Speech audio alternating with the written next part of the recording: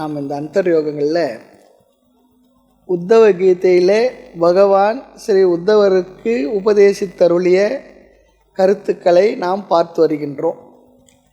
இந்த உத்தவ கீதை புஸ்தகம் கோரக்பூர் பிரஸில் வெளியிட்டது இப்போது நமக்கு கிடைக்கல. அருமையாக வெளியிட்டு இருந்தாங்க. இப்பொழுது நமக்கு அந்த புத்தகம் கையில் கிடைக்கல. இன்னொரு புத்தகம் கொண்டு வந்து கொடுத்தாங்க. அதில் அவ்வளோ திருப்தியாக இருக்கலை. ஸ்லோகங்கள் இல்லை, ஏதோ அர்த்தங்கள் போடுறாங்க, அப்படி இருக்குது.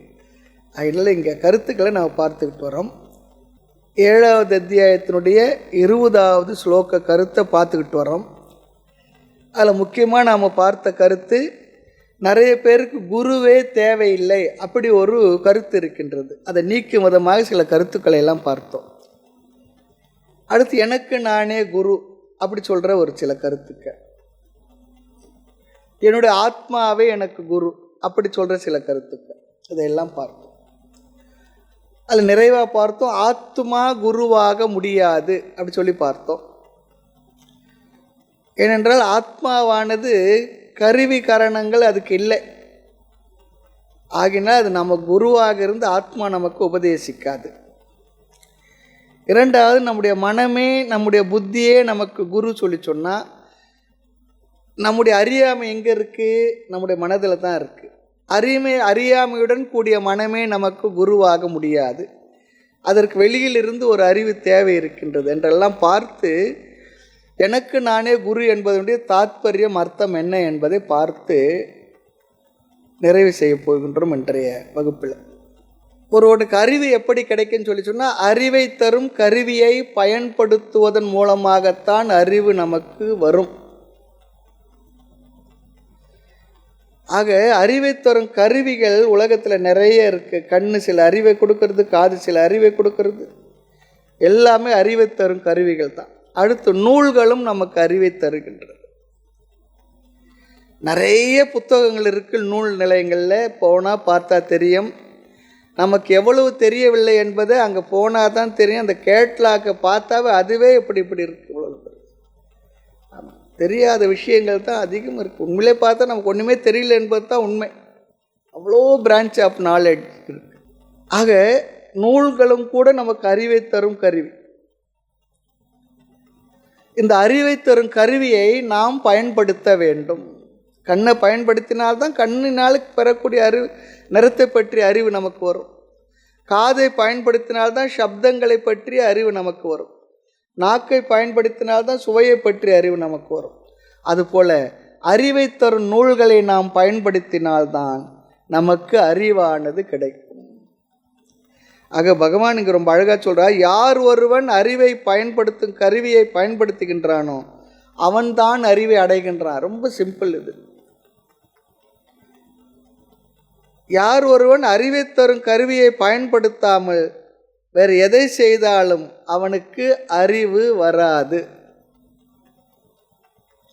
நிறைய பேர் அப்படிலாம் படித்து தெரிஞ்சுக்க வேண்டிய அவசியம் இல்லை என்றே முடிவு செய்துவிட்டு வாழ்பவர்கள் இருக்கின்றார்கள். சில நேரங்களில் சில விஷயங்களை தவறாக புரிந்து கொண்டு கஷ்டப்பட்டுக்கிட்டு இருப்போம். நம்ம சொல்லுவோம், ஒருவரை பற்றி தவறாக கூட சில அபிப்பிராயம் இருக்கும். அப்புறம் சொல்லுவோம் தெரிஞ்ச பிற்பாடு, உங்களை பற்றி தவறாக நினச்சி நான் ரொம்ப புரிஞ்சுக்கிட்டு இருந்தேங்க, சாரி அப்படி சொல்லி சொல்லுவோம். ஆனால் நம்ம தவறாக புரிந்து கொண்ட ஒரு இடத்துல நம்ம விஷயங்கள் சொல்லி கூட இருக்க மாட்டோம். அப்புறம் சொல்லும்பொழுது தான், ஓ அப்படியா அப்படி சொல்லுவோம். அதுபோல் தவறாக புரிந்து கொள்வது என்பது எல்லா விதங்களில் எல்லா விஷயங்களும் இருந்து கொண்டு தான் இருக்கின்றது. சரியாக புரிந்து கொள்வதில் முயற்சியும் பண்ணுறதில்லை. அதனால்தான் வீடுகளில், ஸ்தாபனங்களில், மற்ற இடத்துல, வெளியில எல்லாம் சண்டைக்கு ரகலைக்கு காரணமே அந்த விஷயங்களை புரிந்து கொள்கின்ற விதத்தில் நாம் புரிந்து கொள்ள முயற்சி செய்வதில்லை. சில நேரம் என்ன பண்ணுவாங்க, சில விஷயங்கள் தவறாக புரிந்து கொண்டு தவறாக செயல்பட்டு கஷ்டப்படுவோம்.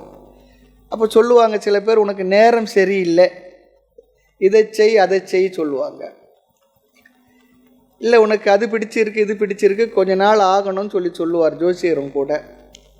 ஆனால் உண்மை என்ன தெரியுங்களா, கொஞ்ச நாள் ஆன பிற்பாடு உனக்கே ஒரு அனுபவ தெளிவு வரும்பொழுது எல்லாம் சரியாகிவிடும். அதுதான் அங்கே உண்மை.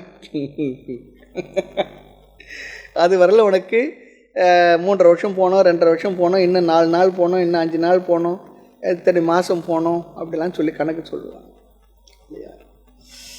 ஆக இங்கே ரொம்ப அழகாக சொல்கிறார், சரியான அறிவை நாம் அடைந்திருக்க வேண்டும். அதற்கு நம்முடைய மனது என்ற கருவியை நாம் பயன்படுத்த வேண்டும் அறிவை பெறுவதற்கு. அதுதான் முக்கியம். பிரத்யக்ஷ அனுமானாபியாம், பிரத்யக்ஷமும் பயன்படும். அதுக்கு நேரடியாக பார்த்து அறிவை பெறலாம், அனுமானித்தும் அறிவை பெறலாம் இல்லையா? பிரத்யக்ஷமாக பார்த்து கூட சில அறிவை பெறுகின்றோம்.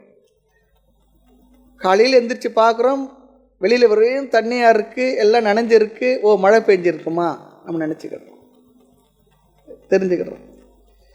ஆக யார் நமக்கு சரியான அறிவை தருவார்களோ அவர்களிடத்தில் நம்முடைய காதை கொடுக்கணுன்றார். காதுனா காது தனியாக கொடுக்கறது இல்லை. நான் வீட்டில் சொல்லுவோம், காது கொடுத்து கேட்க மாட்டீங்களே சொல்லுவோம் இல்லையா? அந்த காது தனியாக இருந்ததுன்னா என்ன பண்ணலாம் தெரியுங்களா? ஆசிரமத்தில் காதை வச்சுட்டு வெளியில் போய் வேலை பண்ணிவிட்டு அப்புறம் கிளாஸுக்கு வந்து காதை எடுத்து ஃபிக்ஸ் பண்ணிக்கலாம். அப்படி இருக்கலை, அதெல்லாம் தனியாக இருக்கலை. சில நேரம் என்ன பண்ணுவோம், நல்லது சொல்கிறவங்க இடத்துல காது கொடுக்க மாட்டோம். நமக்கு எது தீங்கோ அதை சொல்பவர்களிடத்தில் அந்த விஷயங்களை நல்லா கேட்டுக்கும். அவங்க மேலே நமக்கு ஸ்ரத்தையும் கூட இருக்கும். அவங்க தவறாக நமக்கு வழிகாட்டுகின்றார், தவறைத்தான் சொல்லுகின்றார்கள் என்ற எண்ணம் கூட நமக்கு இருக்கிறது இல்லை. அதுவும் பெரிய ப்ராப்ளம். அந்த அட்வைஸை முழுமையாக நம்ம கேட்டுக்குவோம். நம்ம அவர் தவறாக வழி நடத்துகின்றார் என்று பிறர் சொன்னாலும் கூட நாம் அதை ஒத்துக்கிறது இல்லை. அப்படியும் இருக்கிறோம். நம்முடைய ஸ்ரத்தையும் அங்கே தான் இருக்கும். அப்படி தவறாக வழி நடத்துகிற இடத்துல அறிவை பெற்றால் அது நமக்கு பயன்படுமா என்றால் அது பிரயோஜனம் இல்லை. ஆகவே ஆத்மாவுக்கு குரு சொல்லி சொன்னால் சரியான அறிவை கொடுக்கும் கருவியை நீ பயன்படுத்த வேண்டும் சொல்லி அர்த்தம். இங்க உனக்கு நீயே குரு சொல்லி சொன்னால் நீ சரியான பிரமாணத்தை பயன்படுத்த சொல்லி அர்த்தம்.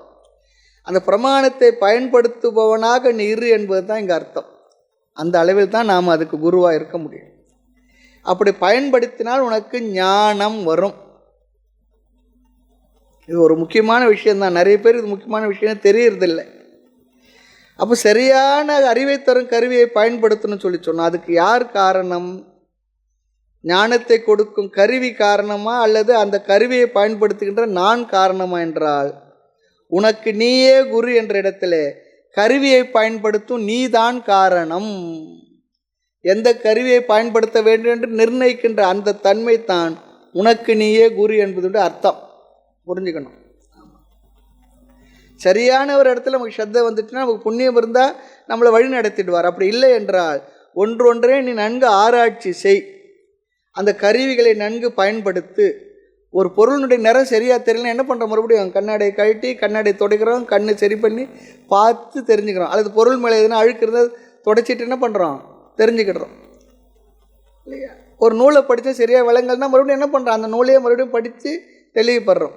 அல்லது அந்த இடத்துல நமக்கு புரியலன்னா யாரோ அதை படித்து அவர் இடத்துல போய் சென்று இந்த இடத்துல இப்படி சொல்லியிருக்கு, எனக்கு விளங்கலை, நீங்கள் எனக்கு விளக்கி சொல்லுங்கன்னு சொல்லி கேட்குறோம். அப்படி அந்த கருவியை பயன்படுத்துகின்ற நான் தான் அந்த இடத்துல அதை பயன்படுத்துகின்ற விதத்தில் பயன்படுத்த வேண்டும். அப்பொழுது நீ உனக்கு நீயே குரு. அந்த அர்த்தத்தை தான் புரிஞ்சுக்கணும். நிறைய பேருக்கு இருக்குது, எனக்கு யாரும் சொல்ல வேண்டும், எனக்கு நானே குரு. எனக்கு குரு இல்லைன்னு சொல்லி சொல்கிறது விசேஷம் இல்லை, பெருமையே மகிமை இல்லை. ஆக ஒரு ஆங்கிளில் பார்த்தா அறிவை தருகின்ற பிரமாணத்தை முறையாக பயன்படுத்துகின்ற நான் எனக்கு குரு. அடுத்து இந்த பிரமாணம் சொல்லக்கூடிய இந்த அறிவை தருகின்ற நூல் இருக்கு, அது ஜடம். அப்படி ஜடமான ஒன்றை நாம் அது என்ன ஆகிறது? அந்த அளவில் நமக்கு பயனை தராது. அதை பயன்படுத்துகின்ற எனக்கு அதை பயன்படுத்தும் முறை தெரிந்திருக்க வேண்டும். என்னைக்காவது ஒரு நாள் நம்ம வீட்டில் இருக்கக்கூடிய கீத புஸ்தகமோ திருக்குறள் புஸ்தகமோ வேறு எந்த நூல்களோ நம்ம இடத்துல பேசியிருக்கா? ஏப்பா இந்த புஸ்தகத்தை வாங்கிட்டு வந்து வச்சு எவ்வளோ நாள் ஆச்சு என்னை வாங்கிட்டு வந்து வச்சு என்ன கொஞ்சம் படியேன், அல்ல நான் பேசுகிறேன் கேளுன்னு புஸ்தகம் சொல்லுமா? கேசட்டே கூட வந்த புதுசுலாம் கேசட் தனியாக பேசாது, அதுக்கு ரெக்கார்டு இருக்கணும் இல்லையா? இப்போ கேசட் தாண்டி எவ்வளோ வந்தாச்சு. இருந்தாலும் அதை பயன்படுத்துகிற இடத்துல தான் அந்த சக்தி இருக்குது. பயன்படுத்த வேண்டும், பயன்படுத்த தெரிந்திருக்க வேண்டும். ஆக இங்கு பகவான் எம்பசைஸ் பண்ணுறது எதை சொல்லி சொன்னால் அந்த பயன்படுத்துகின்ற நம்மைத்தான் நமக்கு குரு என்று சொல்லுகின்றார். இந்த வார்த்தை இப்படி தான் அர்த்தம் எடுத்துக்கணும். அறிவை தரும் நூல்களை பயன்படுத்துகின்ற நம்மைத்தான் நீ முறையாக பயன்படுத்தி இந்த கருவியை, அப்பொழுது நீ சரியான அறிவை பெறுவாய். ஆமாம், அந்த அறிவை பெறுவதற்கு அந்த இடத்துல நீ செய்த முயற்சி சரியான பிரமாணத்தை பயன்படுத்தியதனால் நீ உனக்கு நீயே குரு. அந்த அர்த்தத்தில் எடுத்துக்கணும். சில பேர் சொல்லுவாங்க, யாரையும் நம்பாதீங்க, யாரும் உனக்கு குரு இல்லை அப்படி சொல்கிற அவர் வார்த்தை எப்படி எடுத்துக்கிறது? அப்போ அவர் அங்கே குருவாயிடுறார் இல்லையா? நான் சொல்கிறேன் நீ எடுத்துக்கோ அப்படி சொன்னான். அதனால் குரு என்ற வார்த்தை சரியாக புரிஞ்சுக்கணும். அப்படி இருக்கவே முடியாது. யாரெல்லாம் நமக்கு சரியான வழி காட்டுகின்ற அவர்களெல்லாம் குரு தான். தவறான வழி காட்டினா தவறான பாதைக்கும் அவர் தான் குரு. ஆனால் நமக்கு புண்ணியம் இருந்தால் சரியான இடத்துல நமக்கு ஸ்ரத்தை வரும். அவர்களோடு சேர்ந்து பயணிப்போம். பயணம் செய்துன்னு சொன்னால் அவர் எந்த நிலையை அடைந்து நிறைநிலை பெற்றாரோ அந்த நிறைநிலையை நிச்சயமாக நாமும் அடைவோம். அது பிறவியில் பல பிறவிகளில் புண்ணியம் பறிச்சு எதிர்க்கணும். அநேக ஜென்ம சம்பிராப்த சொன்னார். நல்ல வார்த்தை. அநேக ஜென்மங்களை செய்த புண்ணியத்தினால நல்ல ஒரு குரு கிடைச்சி கர்மபந்த விதாகின என்னுடைய எல்லா கர்மத்தினுடைய பந்தங்களின் தொடர்புகளையும் நீக்கிவிட்டார்.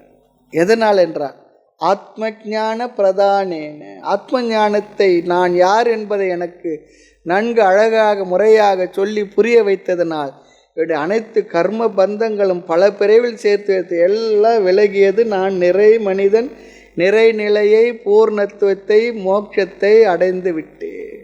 நல்ல வார்த்தை குரு ஸ்தோத்திரத்து வரும். அநேக ஜென்ம சம்பிராப்த கர்ம பந்த விதாகினே ஆத்மஞான பிரதானேன தஸ்மை ஸ்ரீ குரவே நமஹ.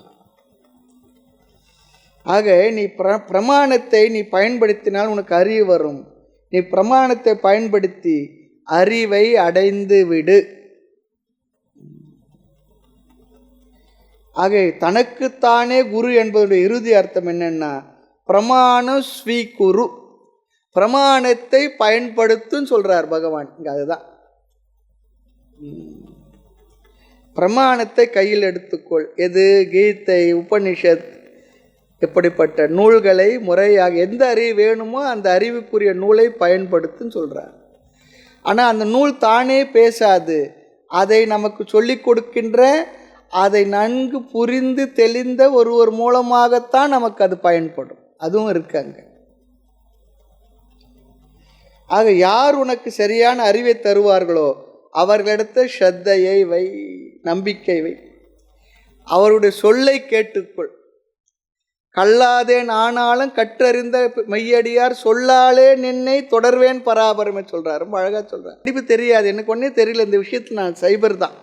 ஆனால் அதை கற்றறிந்த பெரியவர்கள் இருக்காங்களே, அவங்க மேலே இருக்க ஸ்ரத்தையின் மூலமாக அவருடைய சொல்லாலே உன்னை தொடர்வேன்னு சொல்கிறார். ரொம்ப அழகான வார்த்தை. கல்லெறிய பாசி கலைந்து நன்னீர் காணுவதல் போல், நான் அந்த கல்லெறிந்த ஒரு தடாகத்தில் பாசி கலைந்து நல்ல நீர் தெரிவது போல நான் கற்றறிந்து நல்லடியார் சொல்லாலே நின்று தொடர்வேன்னு சொல்லுவார். நல்ல அறிஞர் பெருமக்கள் சொல்லிட்டு ஆத்மாவை பற்றிய, வாழ்க்கையை பற்றிய நன்கு தெளிவை பெற்ற பெரியவருடைய சொல்லாலே நின்னை தொடர்வேன் பராபரமே சொல்லுவார். அந்த சொற்கள் தான் நமக்கு வழிகாட்டும். நம்ம எவ்வளோ படித்திருந்தாலும் என்ன சொல்லியிருந்தாலும் கூட சில சொற்கள் சில நேரத்தில் சிலர் மூலமாக கிடைக்கும் பொழுது நமக்கு நிச்சயமாக வழிகாட்டுகின்றது. அதில் நம்பிக்கை இருக்கணும். அவருடைய வார்த்தையெல்லாம் என்ன வார்த்தையாக இருக்கும்? சாஸ்திர வார்த்தையாக தான் இருக்கும். நான் சொல்லும் வார்த்தையெல்லாம் நாயகன் தன் வார்த்தைகள் நம்புங்கள் சொல்கிறார். அந்த நம்பிக்கை வரணும். ஆக எந்த சாஸ்திரத்தை பயன்படுத்தினால் உனக்கு சரியான அறிவு வருமோ அந்த சாஸ்திரத்தை நீ பயன்படுத்துன்னு சொல்கிறார். அப்படி பயன்படுத்தினால் நீ ஞானத்தை அடைவாய் என்று சொல்லுகின்றார்.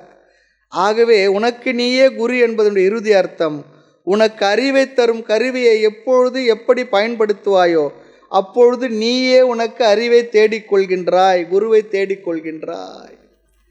அல்லது நல்ல குருவை தேடிக்கொள்கின்ற குருவாக நீ அமைந்து விடுகின்றாய். அந்த இடத்துல அதுதான் அர்த்தம். வாழ்க்கையில் நாம் தேட வேண்டியது நிறைய இருக்குது. ஆனாலும் கூட நல்ல அறிவைத்தான் தேட வேண்டும் சொல்கிறார். இதுதான் வாழ்க்கையின் பெரிய விஷயம். உலகிலேயே வேல்யூபிள் ஆப்ஜெக்ட் எது சொல்லி சொன்னால் அறிவு தான். அது நமக்கு தெரிவதே இல்லை. ஆக உனக்கு நீயே நன்மையை தேடிக்கொள்ள வேண்டும். எப்படி என்றால் சரியான அறிவை தரும் கருவியை பயன்படுத்துவதன் மூலமாக. இதுதான் இதனுடைய சரியான அர்த்தம் என்று சென்ற வகுப்பில் அந்தர்யோகத்தை தொடங்கின கருத்தை இந்த இடத்தில் நாம் நிறைவு செய்கின்றோம். உனக்கு நீயே குருவென்றால் அறிவை தரும் கருவியை நீ பயன்படுத்த வேண்டும். அதுவே உனக்கு குரு. ஏன்? அறிவை தருவதால். இதன் அர்த்தம் என்னவென்றால் சாஸ்திரம், இன்னொரு கருத்து இந்த இடத்துல வருது. சாஸ்திரமானது பல இடத்துல பலருடைய அனுகிரகம் உனக்கு இருக்க வேண்டும் சொல்லி சொல்கிறது. நாம் உலகத்தில் பலருடைய அட்டென்ஷன் அன்புக்காக ஏங்கி அது வரலையே, அவங்க வரல, இவங்க என் மேலே அன்பு காட்டலன்னு சொல்லி ஏங்குறோம். ஆனால் சாஸ்திரம் சொல்லுகின்றது சில அனுகிரகத்தை நாம் பெற வேண்டும் சொல்லி சொல்லுகின்றது. அதில் முதல் அனுகிரகம் ஈஸ்வர கிருபை. இறைவனுடைய திருவருளுக்கு நான் பாத்திரன் ஆக வேண்டும். அப்படி பாத்திரரான என்ன பண்ணுவாரான்? தினமும் பார்க்குறவரை வேண்டவரை, நம்மளை எப்போ பார்த்தாலும் நம்மளையே நாடிக்கொண்டிருக்கிறான், நம்மையே துணையாக கொண்டிருக்கின்றான். நின்னையே துணை என்ற என்னையே காக்க ஒரு நினைவு சற்றுண்டாகிலோ. வானமாய் நின்றின்ப மழையாய் வந்திறங்கி வாழ்விப்பது உன் பரங்கான். பொல்லாத சேயனில் தாய்த்தல்லல் நீதமோ புகலிடம் பிரிதும் உண்டோ. சொல்லால் முழக்கிலோ சுகமில்லை மௌனியாய் சொல்லுவார் தாய்மா.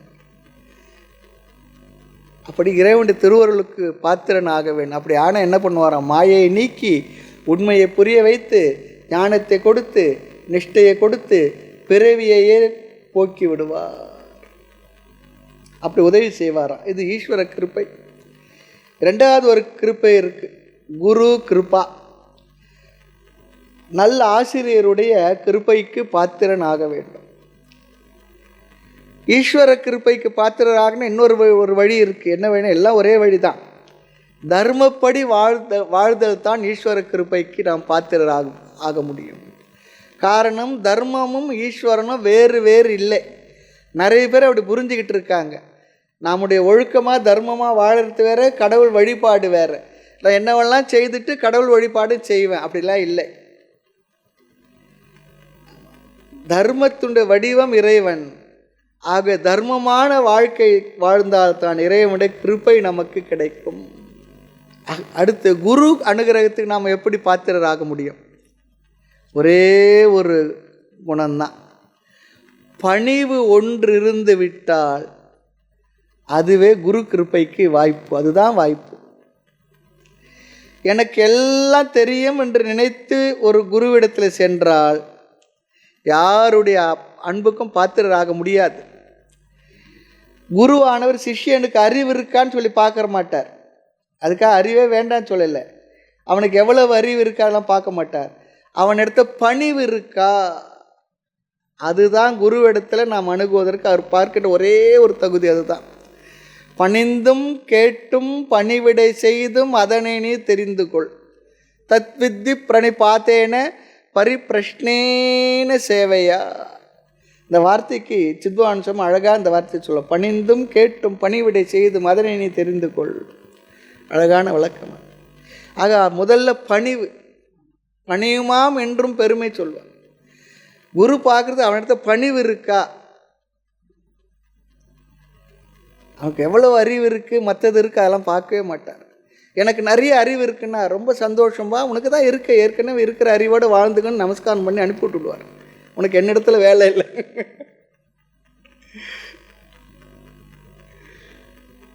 நீ என்னுடைய சிஷ்யன் இல்லைன்னு சொல்லிடுவாராம். ஆக பணிவு தான் குரு கிருப்பைக்கு காரணம் ஆகும். கைவில் நான் ஆசிரியர் சொல்கிறாரு, அந்த சிஷ்யன் வந்த உடனே நொந்து நூடுல்ஸ் ஆகி வர்றான். அவன் அடங்கிய விருத்தியான் அவனுடைய பாடி லாங்குவேஜை பார்க்குறாராம்.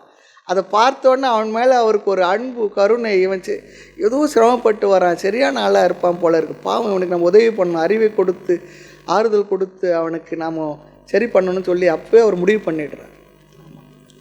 அருகிருத்தி இல்லையா, எல்லாம் பார்க்குறார், கண்ணால் பார்க்குறார், மனசால் நினைக்கிறார், அவனுக்கு ஆறுதலாக ஆசுவாசப்படுத்துகிறார், உடலை தடவி கொடுக்குறார். அப்பா வா உட்கார் உட்கார். கடைசியாக சொல்கிறேன், சொன்னபடி கேட்பையாகில் உன் தொடர்பவன் தொலையும் சொல்லி நான் சொல்கிறேன், உன்னுடைய அந்த துயரத்தெல்லாம் தீர்க்கிற ஒரு மருந்து என் இடத்துல இருக்குது. ஆனால் நீ ஒரே ஒன்று பண்ணணும், நான் சொல்கிறபடி கேட்கணும். விஷயம் பெரிய ஆள். சொன்னபடி கேட்காத பேதை நானாலும் சுவாமி நின்னதன் கருணையால் நீர் என்னை ஆளலாம். நான் நினைக்கலாம், ஆனால் நீங்கள் சொல்கிறதெல்லாம் கேட்குறேன்னு சொல்லிவிட்டு உங்களுக்கு தான் தெரியும் நான் சொல்கிறபடி கேட்டேனா இல்லையான்னு சொல்லிவிட்டு, அப்படி கேட்கலனா கூட நீங்கள் என்ன பண்ணணும், என்னை விட்டுறாதீங்க, என்னை ஆண்டு கொண்டு அருள் புரியுங்கன்னு சொல்லி கேட்டுடுறோம். நல்ல இடம் அதெல்லாம். ஆகிய பணிவு தான் குரு கிருபைக்கு காரணமாக இருக்கும். பணிவு இல்லாத இடத்துல ஒன்றும் நடக்காது.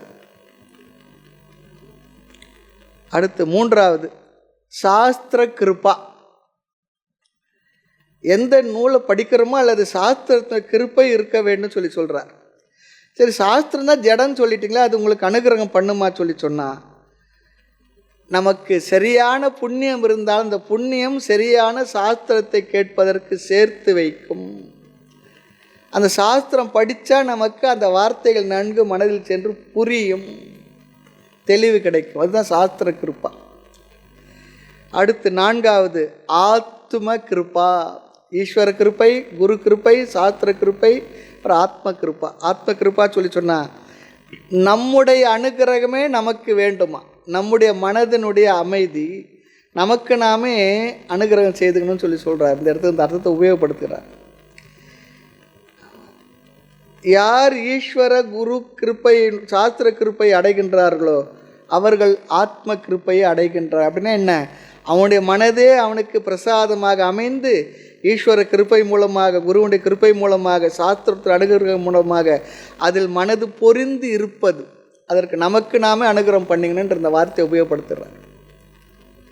நாம் எத்தனையோ பேருக்கு ஆசீர்வாதம்லாம் பண்ணியிருப்போம், நம்மளை நமஸ்காரம் பண்ணால் மற்றவர்கள் நமக்கு அனுகிரகம் பண்ணியிருப்பாங்க.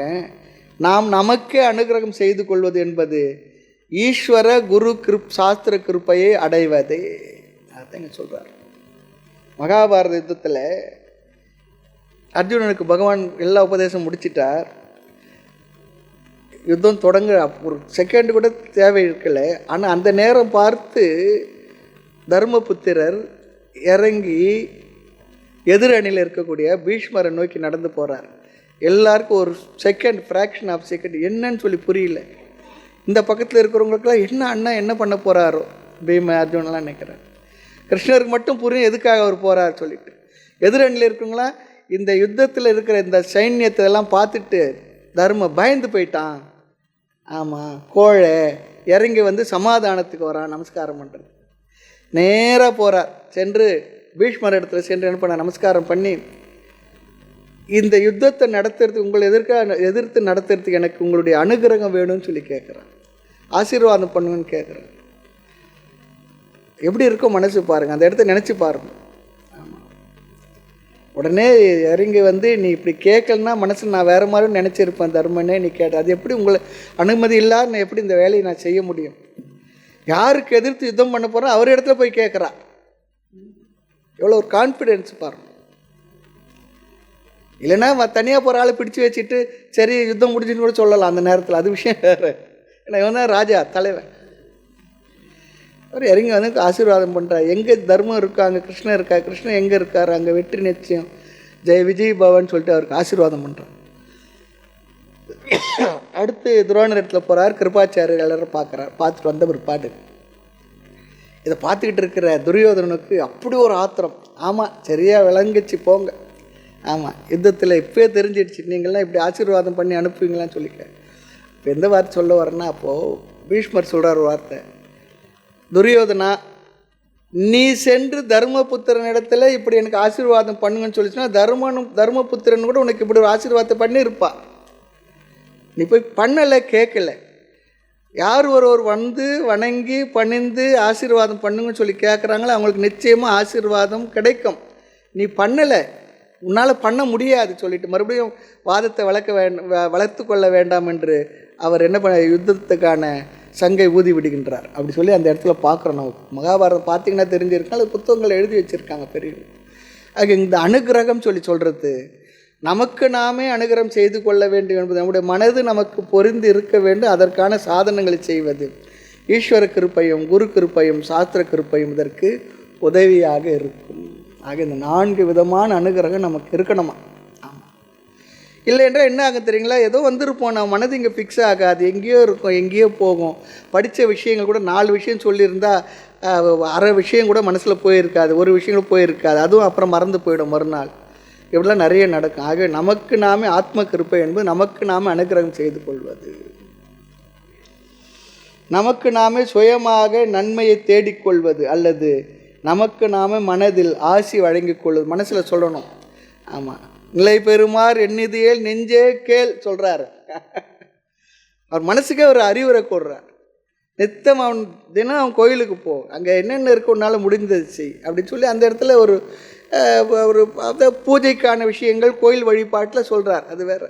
ஆமாம், அழகிட்டு மெழுகுமிட்டு கூத்துமாடி அப்படிலாம் சொல்லி சொல்கிறார். உனக்கு நீயே குரு என்பது இறுதி பொருள், இவை என்ற வார்த்தையை சேர்த்துக்கணும்னு சொல்கிறார். எங்கெல்லாம் உதாரணம் தெளிவாக இருக்கின்றதோ அங்கெல்லாம் இவை என்ற பதத்தினுடைய அர்த்தம் தேவையில்லை.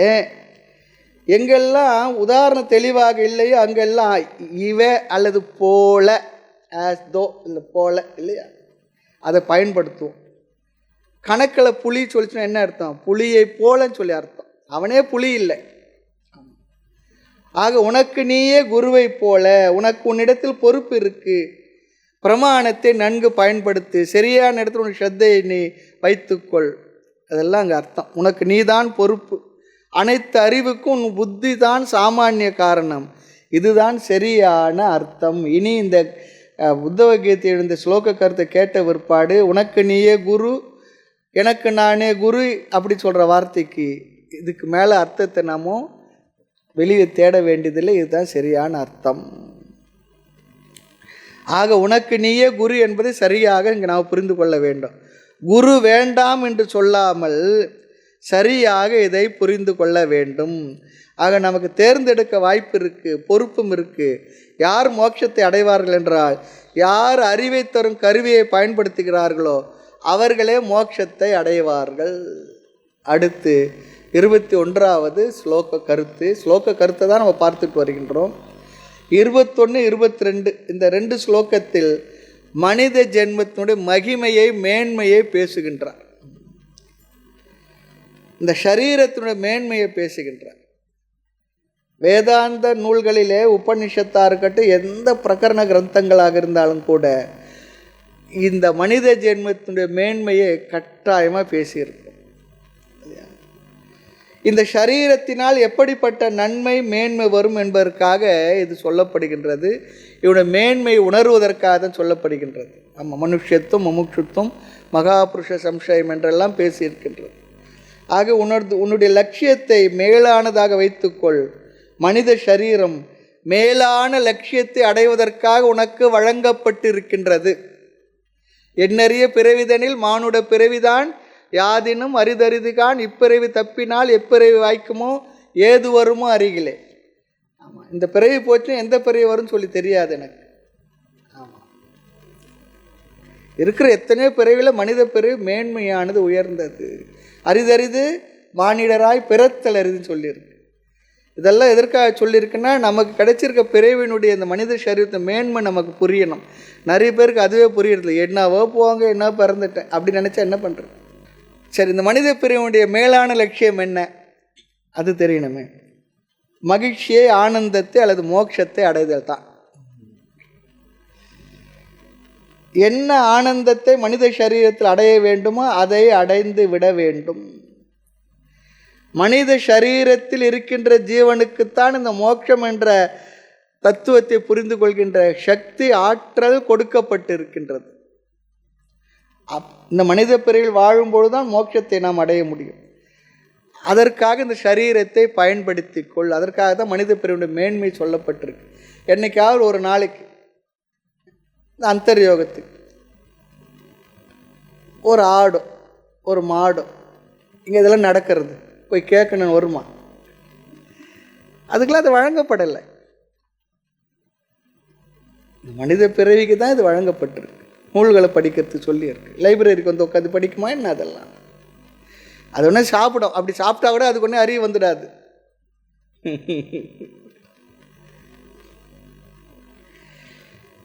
அதுதான் இந்த 21வது ஸ்லோகத்தை சொல்கிறார். ஷரீரம், இந்த ஷரீரம் இருக்கே, இது ஆரோக்கியமாக நன்கு உள்ள பொழுதே இதனுடைய வேள்வியை, மேன்மையை, உயர்வை புரிந்து கொள். இதனால் எதை அடைய வேண்டுமோ அதை நன்கு தெரிந்து கொள்.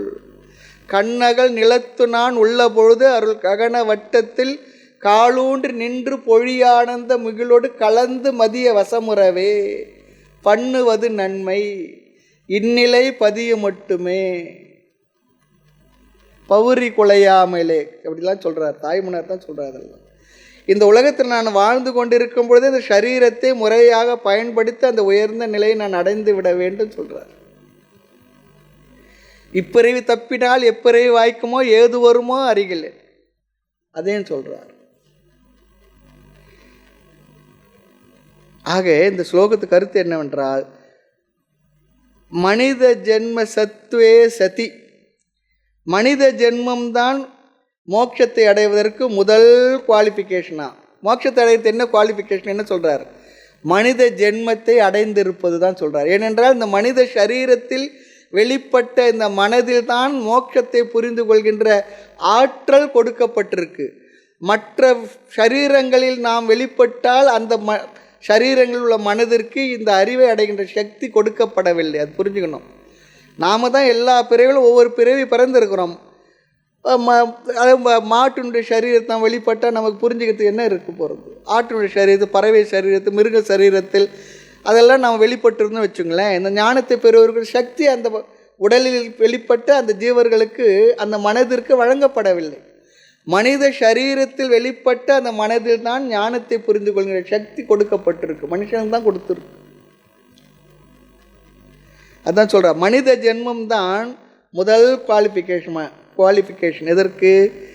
மோட்சத்தை அடைவதற்கு.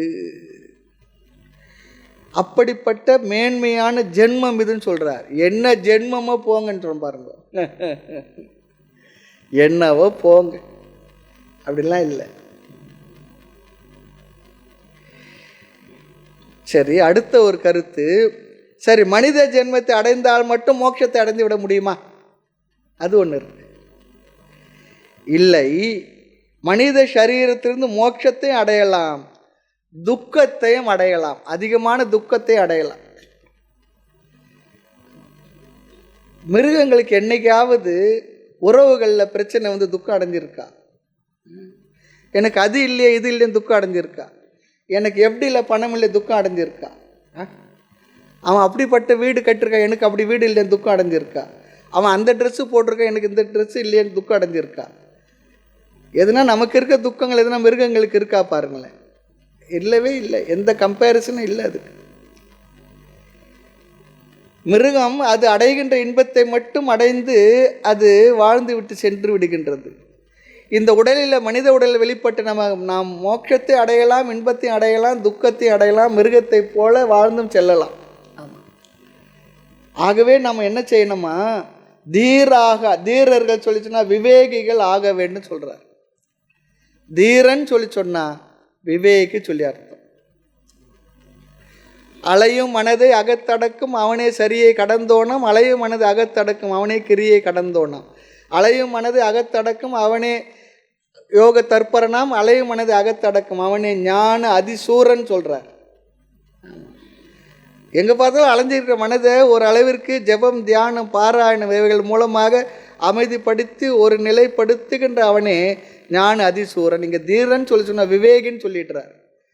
உண்மையை தெரிந்து கொள்ள முயற்சி செய்பவன், எது சரி எது தவறு, எது உண்மை எது பொய் என்பதை தெரிந்து கொள்ளக்கூடிய சக்தியை உடையவன், பிரித்தறிந்து புரிந்து கொள்ளக்கூடிய சக்தி உடையவன் தான் இங்கே விவேகி, தீரன். அதான் சொல்கிறாங்க ரொம்ப அழகாக. மனித ஜென்மம் இருக்கும் பொழுதுதான் தீரர்கள், விவேகிகள், அறிவுடையவர்கள், அவர்கள் தான் புண்ணியவான்கள் சொல்லிடுறார். அப்போ அந்தர்யோகத்தை வந்திருக்கிறவங்களாம் என்னென்ன புண்ணியவான்கள் தான். முந்தா நாள் தான் தீபாவளி, அது மிச்ச சொச்செல்லாம் நிறைய இருக்கும். வீட்டிலலாம் வந்திருப்பாங்க, குழந்தைகள், பேர குழந்தைகள்லாம் ஊர்லலாம் வந்திருப்பாங்க. இருந்தாலும் இருக்கட்டும் சொல்லி அந்தர்யோகத்தை வந்துட்டோம் பாருங்களேன். அதே பெரிய விஷயந்தான். அவங்க தான் புண்ணியவான்கள் சொல்கிறார். இப்படிப்பட்டவர்கள் என்ன பண்ணணுமா? மனுஷ பிறவிகள் வெளிப்பட்டால் மட்டும் மோட்சம் தானே வந்து விடாது. 2 விதமான சாதனங்களை அவர்கள் மேற்கொள்ள வேண்டும் சொல்றார். சாதனமின்றி சாதிப்பார் ஒருவரும் இல்லைன்னு சொல்றார். இந்த சாதனங்களை பகவான் 2ஆக பிரிக்கின்றார் இந்த ஸ்லோகத்தில். சாங்கிய யோக விசாரதாக சொல்றார். விசாரதாக சொன்னா வல்லமை பெற்றவர்கள், எஃபிஷியன்ட் மேன் சொல்றார். சாங்கியம் சொன்னா ஞானம் சொல்லி அர்த்தம். சாங்கியத்திலும் யோகத்திலும் தேர்ச்சி பெற்றவர்களாக, சாங்கிய யோக விசாரதாக என்ற தேர்ச்சி அடைந்தவர்கள், அதான் சொல்றாங்க இல்லையா? யோகம் சொன்னால் முயற்சி செய்கின்ற முயற்சிகள் சரியான முயற்சியை செய்யக்கூடியவர்கள். எதில்? ஞானத்தை பெறுவதில். அப்போ இதில் தேர்ச்சி பெறணும்னு சொன்னால் தீரர்களாக அறிவுடையவர்களாக இருக்க வேண்டும். கொஞ்சம் புத்திசாலிகளாக இருந்து புண்ணியவான்களாக இருந்து சாங்கியத்திலும் யோகத்திலும் தேர்ச்சி பெற்றவர்களாக என்னை தெளிவாக சந்தேகமில்லாமல் இந்த முயற்சியில் ஈடுபடுபவர்கள் அறிகின்றார்கள், அடைகின்றார்கள், என்னை உணர்கின்றார்கள் சொல்றார். எல்லாம் ஸ்லோகத்தில் இருக்க கருத்துக்கள். இதெல்லாம் மனித ஜென்மத்தில் இருக்கும்போது தான் சாங்கியத்திலும் யோகத்திலும் வல்லமை பெற்றவர்களாக இருந்து என்னை அடைகின்றார்கள், அடைவார்கள். எப்படிப்பட்ட எண்ணெய்? சர்வசக்தி. ஆமா, எல்லா விதமான ஆற்றல்களையும் பெற்ற எண்ணெய்ன்னு சொல்றார். சர்வசக்தின்னு சொல்றார். எல்லா ஆற்றலும் அவருக்கு இருக்கான். எல்லா ஆற்றல்களுடைய உறைவிடம் அவர்தான். எல்லா சக்தியுடனும் கூடியிருக்கக்கூடிய எண்ணெய், சர்வ வல்லமையுடன் கூடியுள்ள எண்ணெய் அடைகின்றார்கள், அறிகின்றார்கள் அல்லது உணர்கின்றார்கள். இங்கே மாம் என்றால் எண்ணெய் ஈஸ்வரன். ஈஸ்வரன்னா மோட்சன் போட்டுடுறார் இந்த உரை ஆசிரியர். ஈஸ்வரன் சொல்றதே இங்கே மோட்சன் அர்த்தத்தை சொல்லிடுறார். இறைவனை அடைதலும் மோட்சம் என்பது வேற வேற இல்லை, ஒண்ணுதான். இங்கு பகவான் தன்னை ஈஸ்வரனாக என்று வேற ஒரு அர்த்தத்தை போட்டு விடுறார். அப்படின்னா என்ன அர்த்தம்னா, அந்த இறைவனே கிருஷ்ணனாக வந்து அவதாரம் செய்திருக்கிறார் என்பதற்கு இதெல்லாம் பிரமாண வாக்கியங்கள். பகவான் தன்னை அவதாரம் என்று அவரே கீதையில் அவர் வெளிப்படுத்துறார் இல்லையா? அதுக்கு முன்னே தெரிஞ்சவங்க ஒருத்தர் 2 பேர் தான். பீஷ்மருக்கு தெரியும், அவர் கட்டாயமாக தெரியும், மற்றவங்க தெரிஞ்சதோ இல்லையோ. விதுரருக்கு தெரியும், மற்றவங்களுக்கெல்லாம் சரியா தெரியல. ஆனால் பகவானே சொல்றார், நான் அவதாரம். நாமும் சொல்லுவோம், நம்ம வீட்டில் நிறைய அவதாரம்லாம் இருக்கும். நமக்கு எனக்குன்னு அவதாரம் வந்து வாய்ச்சது என்னும், அது வேற. அந்த அவதாரம்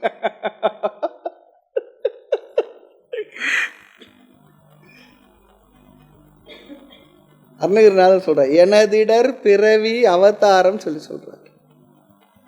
எழுகடல் மணலை அளவிடின் அரிது எனதிடர் பிறவி அவதாரம்.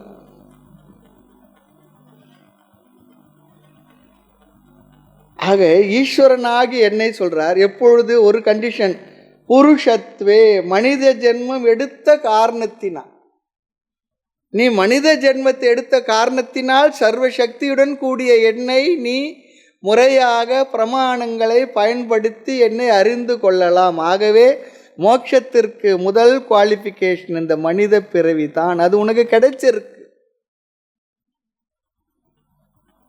ஆக கிடைச்ச பிறகு சாங்கியத்தில் யோகத்தில் தேர்ச்சி பெற்று என்னை நீ உணர்ந்து கொள்ளலாம். ரொம்ப அழகாக இங்கே சொல்கிறார். முடியாததை சொல்லலை, முடியும், அதுதான் இங்கே சொல்கிறார். ஆக இந்த ஸ்லோகத்தில் எல்லா விஷயத்தையும் சொல்லியிருக்கிறார். எளிய ஸ்லோகம்தான். யாரை அடைவது? பகவானை அடைவது. அதுக்கு பேசிக் குவாலிஃபிகேஷன் என்ன? மனிதனாக இருக்கணும். அடுத்து தீரனாக இருக்கணும், அந்த ஆற்றலை அறிகின்ற ஆற்றலை பெற்றவனாக இருக்கணும், புண்ணியமெல்லாம் செய்திருக்கணும். சாங்கியம் யோகத்தில் தேர்ச்சி பெற்றிருந்தால் அவர்கள் சந்தேகமில்லாமல் என்னை அடைகின்றார்கள், அடைவார்கள். சரி, மனித சரீரத்திலேயே நாம் அடைய முடியும். மனித சரீரத்தில் தான் இன்னொரு கருத்தம் வருது இங்கே. தன்னை, மற்றவர்களை, விஷயங்களை முறையாக தெளிவாக அறிந்து கொள்கின்ற விவேக சக்தி வெளிப்படுகின்ற உடல், மனது மனித பிறவில்தான் கிடைத்திருக்குன்னு சொல்றார். அதுதான் சொல்கிறார். வாய்ப்பு இந்த மனித சரீரத்தில் வெளிப்பட்ட மனிதனுக்குத்தான் கிடைத்திருக்கின்றது. செல்ஃப் கான்ஷியஸ்னஸ், ஆமாம், தன்னையே அறியக்கூடிய சக்தி மனிதனுக்குத்தான் வழங்கப்பட்டிருக்கு. அது ரொம்ப முக்கியம். இந்த மனித சரீரத்தில் வெளிப்பட்ட மனிதனுக்குத்தான், ஜீவனுக்குத்தான் தன்னை அறிகின்ற சக்தி கொடுக்கப்பட்டிருக்கு. தன்னை அறியாமல் தானே கெடுகின்றான்னு சொல்கிறார். தன்னை அறியும் அறிவை அறிந்த பின் தன்னில் தான் இருந்தானே அப்படின்லாம் சொல்லியிருக்கு நூல்களில். ஆக மற்ற மிருகங்களுக்கெல்லாம் தன்னை அறியும் வாய்ப்பு கிடையாது. இதில் என்ன பெரிய ஆச்சரியம் சொல்லி சொன்னால், எல்லா விலங்குகளுக்கும் தன்னை யார் என்று தெரியாமலே பிறந்து இருந்து இறந்து விடுகின்றது. யானைக்கு தான் யானை என்று தெரியாது, எறும்புக்கு தான் எறும்பு என்றும் தெரியாது. எந்த மிருகத்துக்கும் தான் யார் நான் யார் என்று அதற்கு தெரியாது. அறியக்கூடிய சக்தி ஆற்றல் அதற்கு அங்கு கொடுக்கப்படவில்லை. எந்த மிருகத்திடம் போய் கேட்டால் உன்னுடைய பயோடேட்டா கொடுனா கொடுக்குமா? நாம தான் கொடுக்குறோம் பயோடேட்டா. மனிதன் மட்டும்தான் இந்த மனிதனுக்கு மட்டும்தான் உடலை உணர்கின்ற தன்மை இருக்குது. அதனால தான் டாக்டர் எடுத்த தெரிஞ்சோ தெரியாமல், டாக்டர் என்னுடைய உடம்பு சரியில்லை சொல்கிறோமா இல்லையா? நான் சரியில்லைன்னு டாக்டர்கிட்ட போய் சொல்கிறதே இல்லை. அப்படி சொன்னால் அப்படி பார்ப்பார், என்னவோ ஆயிட்டுதுன்னு இப்போ வேறு ஒருத்தர் ரெஃபர் பண்ணிவிடுவார். என்னோட உடம்பு சரியில்லை, என்னோட மனசு சரியில்லை, எனக்கு என்ன ஆச்சுன்னு தெரியல, இதெல்லாம் நாம் சொல்கிறோம். நாம் பிறகு அதையும் தாண்டி தன்னை யார் என்றும் புரிந்து கொள்கின்றோம். ஆக மனித ஜென்மத்தில் முதல் விசேஷம் என்னவென்றால், தன்னை அறியும் சக்தி ஞான விஷயத்தில் ஞானத்தை அறிகின்ற விஷயத்தில், அதற்கான முயற்சியில் நம்முடைய ஆற்றலை எல்லாம் செலவு செய்கின்ற விஷயத்தில் மனிதனுக்கு இந்த ஆற்றல் வழங்கப்பட்டுள்ளது. இதெல்லாம் சாஸ்திரம் நமக்கு ஞாபகப்படுத்துது. நம்முடைய சக்தியை ஆற்றலை எதிலே பயன்படுத்திக்கிட்டு இருக்கோம். சாஸ்திரம் சொல்கிறது அதெல்லாம் தேவை தான், இல்லைன்னு சொல்லலை. ஆனாலும் உன்னை நீ அறிவதற்கு இந்த பிறவியை தவிர வேறு பிறவியில் வாய்ப்பே இல்லை. விலங்குகளும் பிறக்கின்றது, அதுவும் சாப்பிடுது, அதுவும் தூங்குறது, நம்மளோட பெட்டராகவே இருக்கு ஒரு வகையில் பார்த்தா. ஆனால் இந்த பிறவியில் இந்த ஆற்றல் உனக்கு அதுக்கு இல்லாத ஒரு தனித்தன்மை உனக்கு இருக்குது, இதை பயன்படுத்திக்கொள். ஆக தன்னையே அறிகின்ற சக்தியையும் தன் விருப்பப்படி செயல்படும் சக்தியும் மனிதனுக்கு வழங்கப்பட்டுள்ளது. மிருகங்களுக்கு அது கிடையாது. ஆக மிருகங்களுக்கு இப்படித்தான் வாழ வேண்டும் என்ற அந்த குணம் இருப்பதால் அது என்ன பண்ணுது, அது சந்தேகமில்லாத வாழ்க்கை பிரச்சனை இல்லாத வாழ்ந்துட்டு போகிறது. ஆனால் மனிதனுக்கு மட்டும்தான் இந்த பிரித்தறிகின்ற எல்லா விதமான ஆற்றல்களையும் கொடுத்து தன்னை அறியும் ஆற்றலையும் கொடுத்திருக்கின்றார். நான் யார், எனக்கு ஆதாரமானது என்ன, எதுக்காக பிறந்திருக்கிறேன், இந்த உடல் நானா, மனசு நானா, என்ன தான் நான், இதெல்லாம் அறிவதற்குரிய வாய்ப்பும் வசதியும் எல்லாம் உனக்கு வழங்கப்பட்டிருக்கு சொல்கிறார். மேலும் விஷயங்களை அடுத்த செஷனில் பார்க்கலாம். மூர்த்தி எல்லாம் வாழி எங்கள் மௌன குருவா அருள் வார்த்தை என்றும் வாழி அன்பர் வாழி பராபரமே.